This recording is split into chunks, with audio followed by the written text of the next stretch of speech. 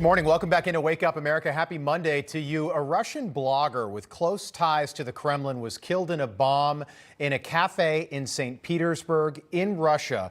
The bomb was reportedly concealed inside a figurine, a Russian urn. Russian police arresting a 26-year-old female suspect. Basically, the Russians are claiming that the Ukrainians did this. Joining us now for more, former DIA intelligence officer and author of Putin's Playbook, Russia's Secret Plan to Defeat America, Rebecca Koffler, and retired Air Force Brigadier General and Newsmax contributor Blaine Holt. Great to have you both on this Monday. Good to see you. Rebecca, the spokeswoman for the Russian Foreign Ministry immediately blaming Ukraine. Can you take us through what you think might have happened here? On the surface, to me, it doesn't make any sense for the Russians to kill a pro-war blogger.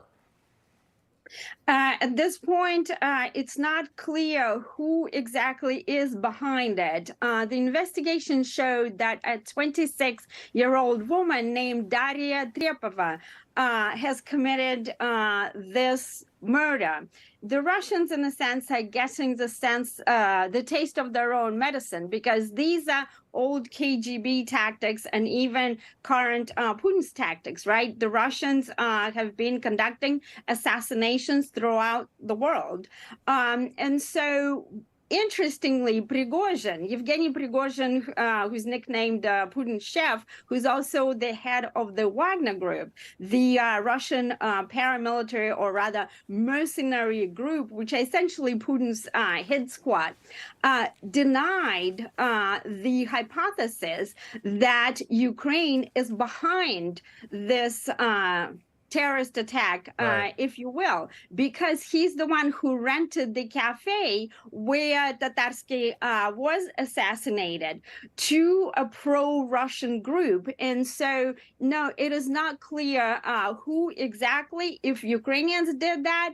I mean, that would indicate that they are willing to show to Putin that they're going to raise the cost of his barbaric war on Ukraine for him. Okay, apparently this blogger was very popular in Russia as well. General, I want to get your take on this, and I want to catch everybody at home up to date on what we're looking at here. So this is a video of this figurine, like a little statue, basically. It was a gift.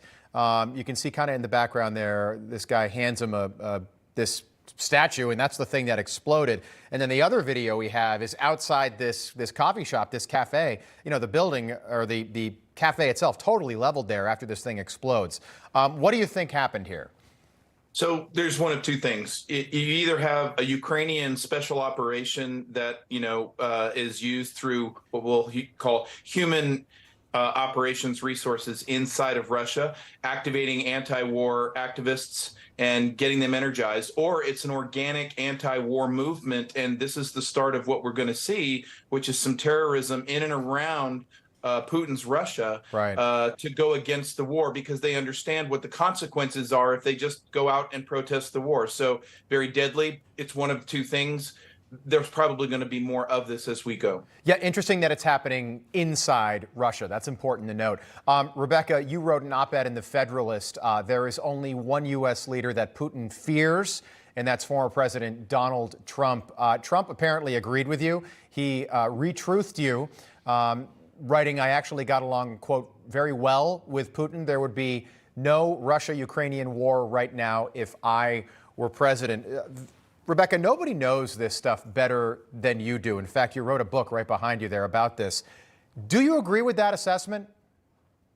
Do I agree with my own assessment that the U.S. No. Do you agree with Donald Trump? Because he's been very open about that. Donald Trump has said, look, this happened with Obama.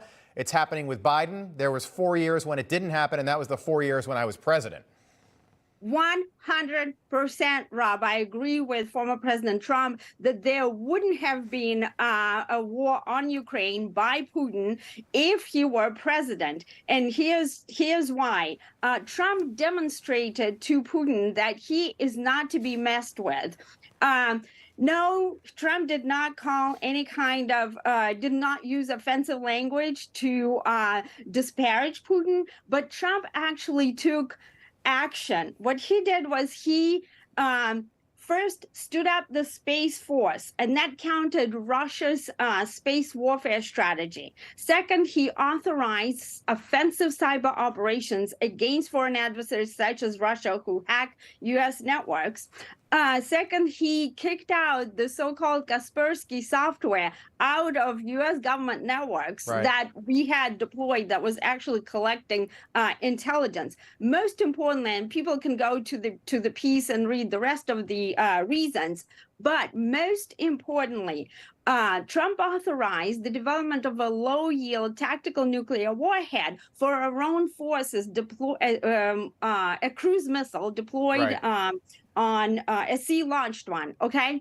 And so Putin understood that Trump means business, and therefore he never attempted to do anything to invade any country. Well, Biden came to office and he canceled that program of a sea-launched Rebecca, we've got to cruise leave it there. right? I think the other big takeaway, at least my takeaway, was just the respect factor. It seems pretty clear that Vladimir Putin doesn't respect the guy in the Oval Office right now. And he had a whole lot of respect for the previous president because he was an unknown entity, politically speaking. Nobody knew what Trump would do, and that worked to his advantage on the international stage. Rebecca Koffler, General Holt, great to see you. Thanks for being with us on this Monday. We'll pick it up again soon.